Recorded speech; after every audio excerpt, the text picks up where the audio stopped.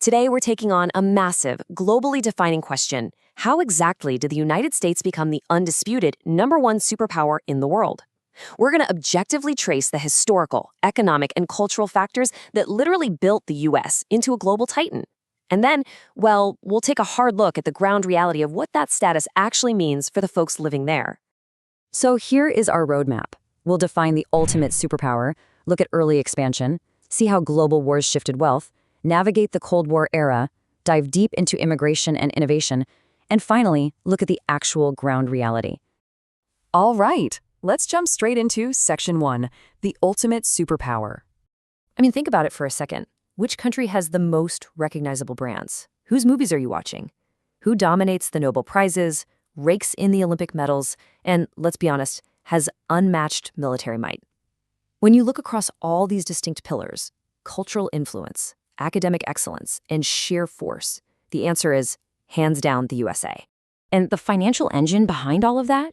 A jaw-dropping GDP of over $20 trillion. To put that into perspective, for about 1,800 years, literally right up until the 1800s, global trade was entirely dominated by India and China. It's really only in the last century that the United States hit the gas and completely took over the global economy. Which brings us to Section 2, expansion and early growth. So, how did they get so big? After declaring independence in 1776, America's physical footprint exploded.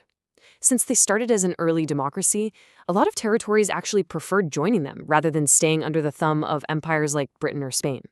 But they were also super aggressive about acquiring land.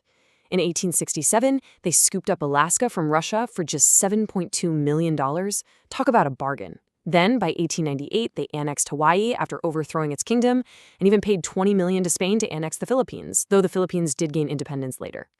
The underlying math of history here is pretty simple. A bigger physical footprint equals a bigger economy. Moving right along to Section 3, profiting from global wars. Now, the two world wars were absolutely devastating, but they fundamentally shifted global wealth into American hands. Why?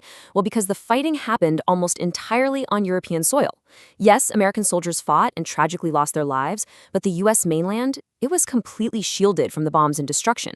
By sitting geographically safe across an ocean and acting as the main supplier of weapons and resources to the Allies, the U.S. economy basically turned a massive profit. Meanwhile, former heavyweights like France, Germany, and the UK were left in absolute ruins. Because Europe was economically cratering, investors everywhere scrambled to buy U.S. dollars as a safe haven. This all came to a head in a massive 1944 agreement where 44 allied nations basically said, okay, we're linking our currencies directly to the stable U.S. dollar, which at the time was backed with gold. That single move crowned the dollar as the international standard and completely set the stage for U.S.-led financial juggernauts like the IMF and the WTO. Okay, let's roll into Section 4, the Cold War era. After World War II, the globe basically split down the middle. You had the U.S. on one side and the Soviet Union on the other. Our source data maps out how the U.S. actively expanded its reach by stepping right into foreign governments to push back against Soviet communism. We're talking funding opposition groups, backing rebels, and even direct involvement, like the 1964 Bolivian coup that led to Che Guevara's execution, or Operation Cyclone in Afghanistan. At the same time, they locked down their allies by forming the NATO alliance in 1949, which essentially made Western Europe heavily reliant on American military muscle. And because of these massive, decades-long geopolitical chess moves, the U.S. built a staggering global footprint. Today, they maintain over 800 military bases spread across more than 70 different countries. Obviously, maintaining that requires absolutely astronomical defense spending, which is exactly what cemented the unmatched military power the U.S. has today. Next up, Section 5, immigration and global talent. Now, this is a real game changer. Military might is one thing, but historically, U.S. immigration and education policies have been the ultimate magnet for global genius. They deliberately built a system to drive domestic innovation by pulling the best and brightest from everywhere else. Just look at the track record. You've got Albert Einstein fleeing Germany to completely revolutionize physics in America, or look at today's landscape. Elon Musk arriving from South Africa, brilliant Indian minds like Microsoft's Satya Nadella, and pioneering astronauts like Kalpana Chawla and Sunita Williams. By funneling all this incredible foreign talent into heavily funded top-tier universities and corporations, the U.S. basically engineered an unstoppable machine for global innovation. But let's pivot to Section 6, the ground reality. Because here's the catch. being the master of the global economy doesn't automatically mean everyone at home is doing great. Today, the top 1% of people in the U.S. control a staggering 42.5% of the country's wealth. It's a massive wealth gap that clearly shows us that enormous national riches do not necessarily trickle down to everyday citizens. And remember that incredible education system attracting global geniuses we just talked about?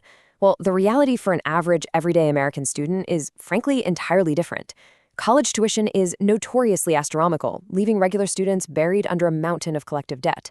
Throw in a famously expensive, often inadequate healthcare system and skyrocketing public health crises like obesity, and you start to see a really huge disconnect between the country's wealth and its citizens' well-being. Even the classic American dream of owning your own home is complicated. Despite living in literally the wealthiest nation in human history, the U.S. homeownership rate sat at just 65.8% in 2020. Put simply, over a third of Americans do not own the roof over their heads. Furthermore, the source material highlights a really sobering domestic safety issue tied to a lack of strict gun laws. In 2020 alone, there were over 600 mass shootings, claiming more than 3,000 lives. It's a truly heartbreaking statistic that heavily complicates that flawless, stable superpower image. So when you stack the US up against Nordic countries, places like Norway, Denmark, and Sweden, the contrast is honestly mind-blowing. These countries are not military superpowers. They definitely don't have $20 trillion economies or 800 global military bases. But you know what they do have? They've vastly surpassed the U.S. in human development metrics, providing their everyday citizens with significantly better, healthier, and far more secure lives. There's a quote from our source material that really hits the nail on the head. It says, "A country should not strive to be a superpower. It should focus on making itself better. It should focus on improving the lives of its citizens."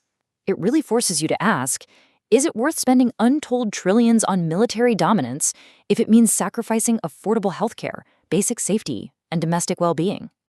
I want to leave you with this final thought to chew on. After looking at the sheer wealth, the history, the unmatched innovation, but also the glaring inequalities, what does it truly mean to be a superpower? Is real success defined by how much a nation dominates the rest of the globe, or is it defined by the actual quality of life of the people living inside its borders? Thank you so much. I really hope this deep dive gave you a fresh perspective. Keep questioning, keep learning, and I'll catch you in the next one.